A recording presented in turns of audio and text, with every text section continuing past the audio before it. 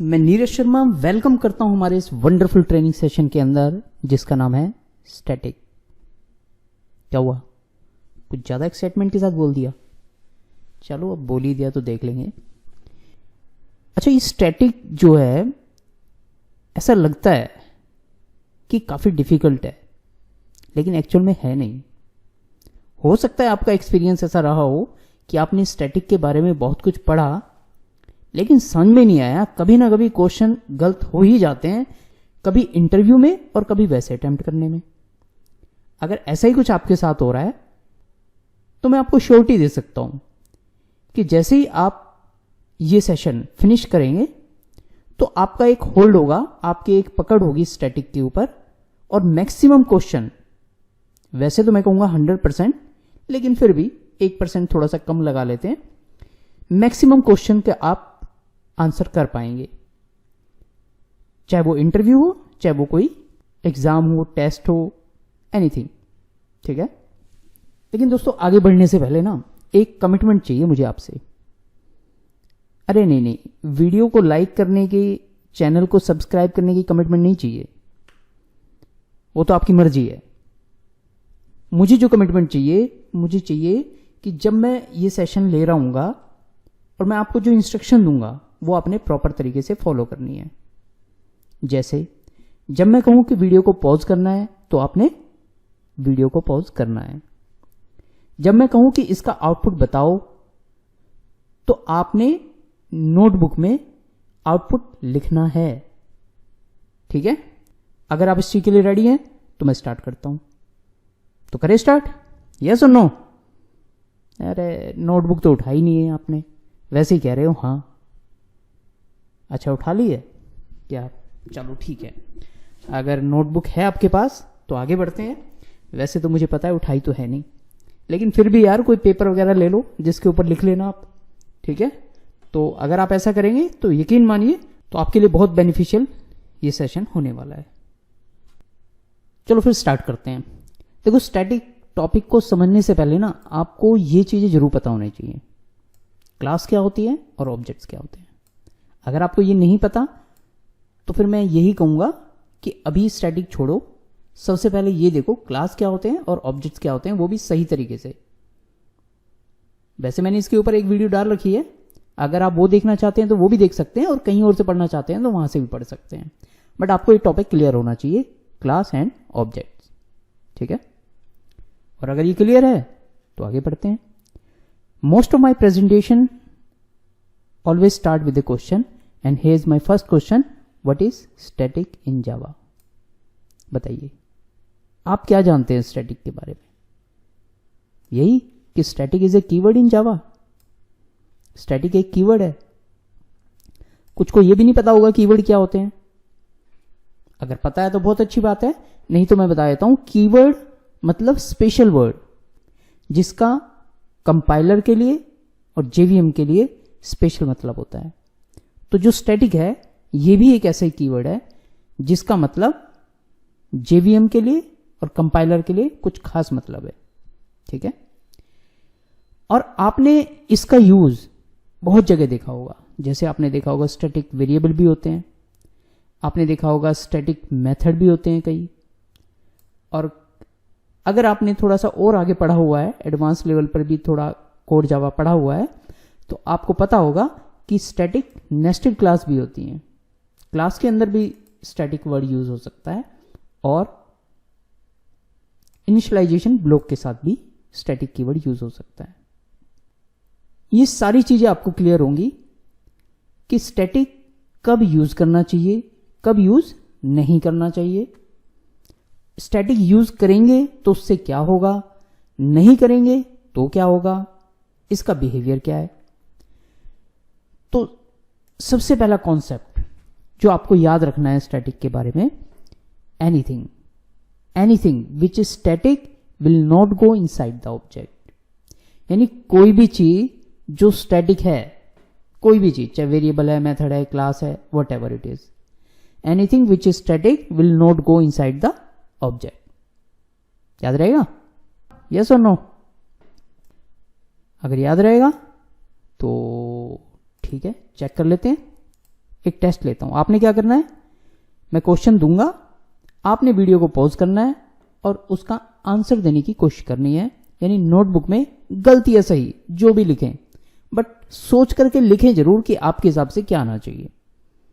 ठीक है, मेरे पास ये क्लास x है जिसके अंदर एक वेरिएबल है इंट a, एक दूसरा स्टैटिक इंट b, एक मेथड है स्टैटिक मेथड है ये शो मेथड, और एक वर्क मेथड है ये स्टैटिक नहीं है।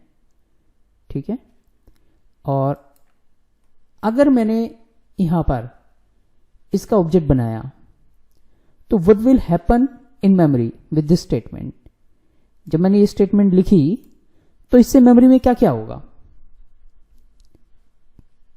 बताइए।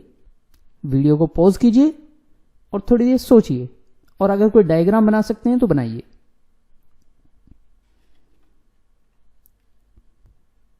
आई होप कि आपने वीडियो को पॉज की होगी और आपने अपना आंसर लिखा होगा। चलिए अब आगे बढ़ते हैं। देखिए, जैसे ही जेवीएम इस लाइन को एग्जीक्यूट करेगा, अब यहां पर दो साइड है, एक लेफ्ट हैंड साइड एक राइट हैंड साइड। पहला कौन सा एग्जीक्यूट होगा, लेफ्ट हैंड या राइट हैंड? राइट हैंड वाला पोर्शन पहले एग्जीक्यूट होता है। तो इस न्यू एक्स से क्या होगा, हीप मेमोरी के अंदर एक ऑब्जेक्ट बन जाएगा और इस ऑब्जेक्ट का एक बिट पैटर्न होगा। मैंने इस बिट पैटर्न को रख दिया 1001। ये कुछ भी हो सकता है, हमें नहीं पता, ये जस्ट इमेजिनरी है। जब ये ऑब्जेक्ट बन जाएगा तो हमें पता है राइट हैंड की वैल्यू किसे असाइन होती है, लेफ्ट हैंड को असाइन हो जाती है। यानी ये ओबी को असाइन हो जाएगा, और ये ओबी कहां बनेगा, ये स्टैक मेमोरी में बनेगा। ये क्लास एंड ऑब्जेक्ट के अंदर आपने देखा होगा। यानी जितने भी न्यू से क्रिएट होने वाली चीजें हैं वो कौन सी मेमोरी में बनती है, वो हीप मेमोरी में बनती है। और ये जो वेरिएबल बनेगा, बाकी जो वेरिएबल जो मेथड के अंदर वेरिएबल हैं, लोकल वेरिएबल कहते हैं, ये सारे कहां बनेंगे, स्टैक मेमोरी में बनेंगे।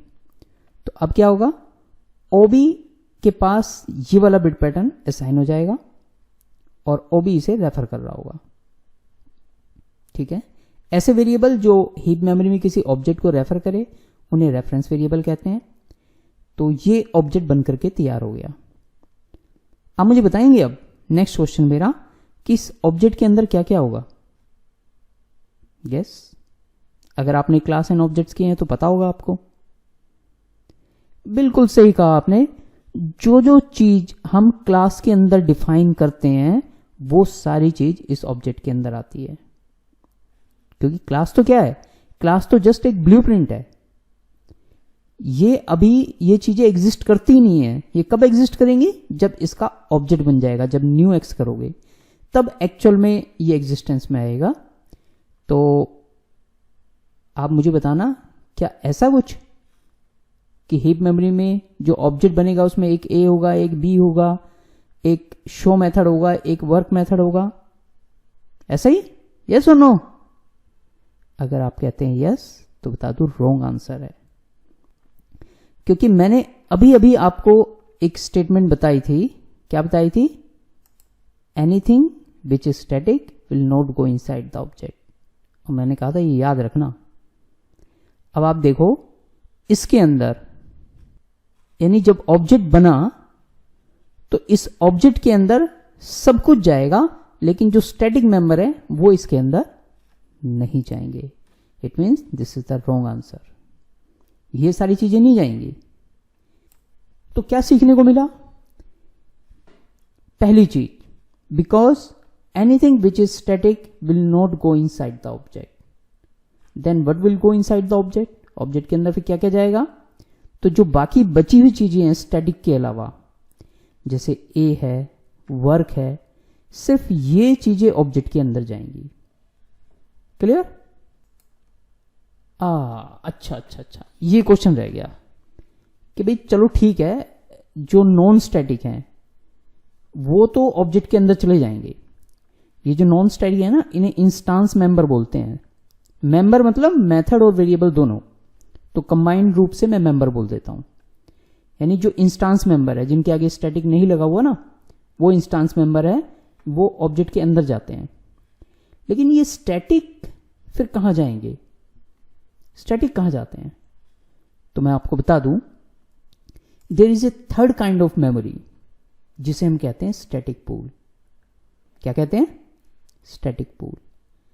जितने भी स्टैटिक मेंबर हैं वो इस स्टैटिक पूल में जाएंगे और डायरेक्टली एसोसिएट होंगे क्लास के साथ।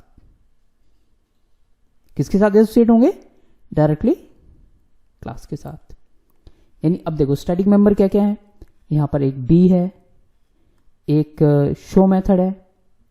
अच्छा देखो यहां पे मैंने 0 डाल रखा है, यहां पर भी और यहां पर भी, क्योंकि इंस्टांस वेरिएबल या स्टैटिक मेंबर इनकी डिफॉल्ट वैल्यू होती है। जैसे इंट है तो 0 होगी, फ्लोट होगी तो 0.0 होगी, ऐसे।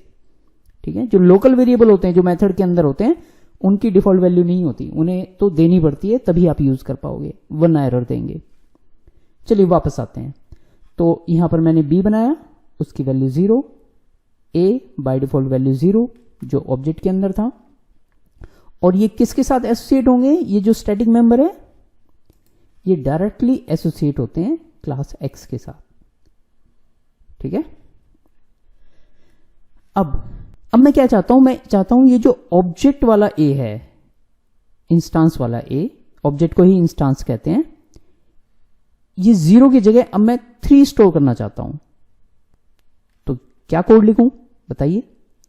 वीडियो को पॉज कीजिए और अपना आंसर लिखिए।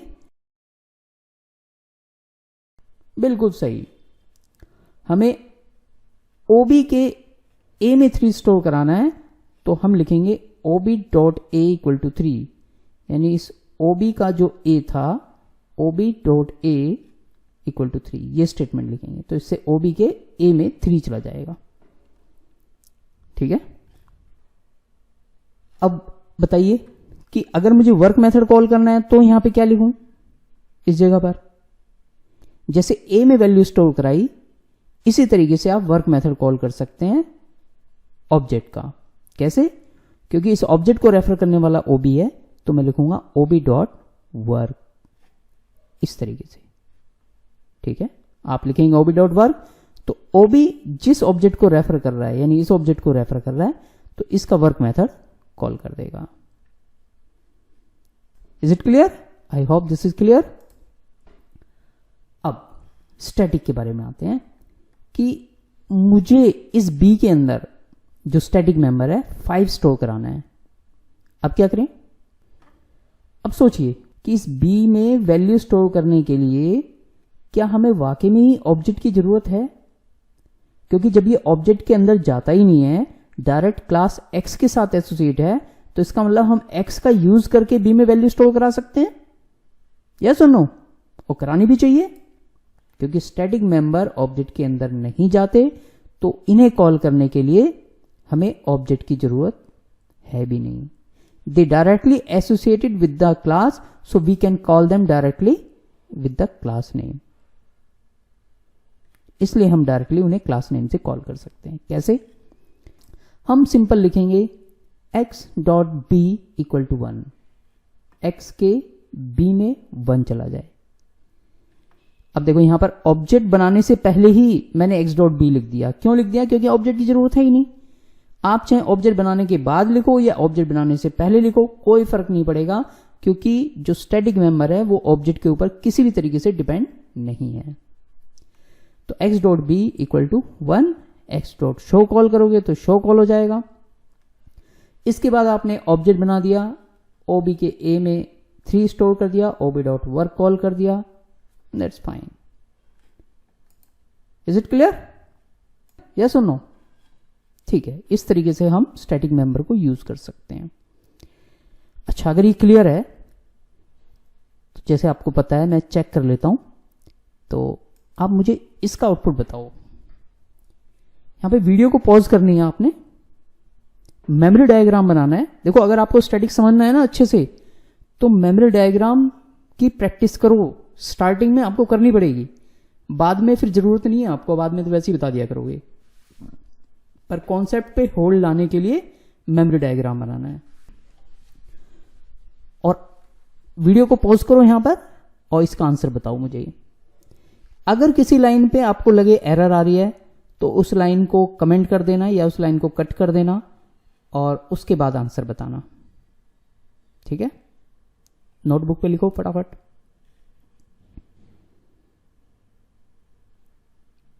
आई होप कि आपने लिख लिया होगा, और अगर नहीं लिखा तो यकीन मानिए कुछ समझ में नहीं आने वाला। ये मानते हुए कि आपने लिख लिया है, आगे बढ़ते हैं। देखिए, सबसे पहले ये डिसाइड करो कि स्टैटिक पूल में क्या क्या जाएगा, इसका सॉल्यूशन फाइंड आउट करने के लिए। अब बताओ स्टैटिक पूल में क्या क्या जाएगा। एक तो बी जाएगा, एक शो जाएगा।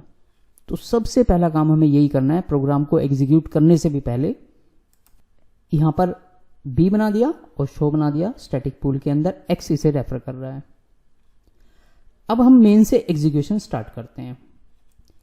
यहां पे लिखा x dot b equal to 1। बताइए इससे क्या होगा। x के b में कितना चला जाएगा, 1। x के b में 1, ठीक है। अब नेक्स्ट लाइन एग्जीक्यूट करते हैं। बताइए इस स्टेटमेंट से क्या होगा। पहले लेफ्ट हैंड का एग्जीक्यूट होगा या राइट हैंड का। ऑफ कोर्स पहले राइट हैंड का एग्जीक्यूट होगा। तो इससे क्या होगा, एक ऑब्जेक्ट बनेगा और उस ऑब्जेक्ट का बिट पैटर्न ओबी में जाएगा, यानी कुछ इस तरीके से, ठीक है। ऑब्जेक्ट बन गया। अब बताओ इस ऑब्जेक्ट में क्या क्या जाएगा। वो सारी चीजें जो स्टैटिक नहीं है, क्योंकि स्टैटिक को छोड़ करके क्लास एक्स क्या है, एक ब्लूप्रिंट है। ये वर्क एग्जिस्ट करते ही नहीं है। इनका एग्जिस्टेंस ही तभी आता है, ये एक्चुअल में ए वर्क बनेंगे ही तभी जब इनका ऑब्जेक्ट बनेगा, उससे पहले ये एग्जिस्ट नहीं करते। तो जैसे ही आप ये स्टेटमेंट लिखेंगे तो जहां मैंने क्वेश्चन मार्क लिख रखा है, इसका मतलब यहां पे क्या आएगा, एक ए और एक वर्क। ये कुछ ऐसा दिखाई देगा। ए की डिफॉल्ट वैल्यू 0, जो मैंने बताया था कि इंस्टेंस वेरिएबल की डिफॉल्ट वैल्यू होती है।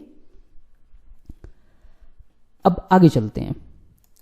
बताओ ओबी डॉट ए इक्वल टू 3 लिख दिया, इससे क्या होगा। ओबी के ए में 3 चला जाएगा।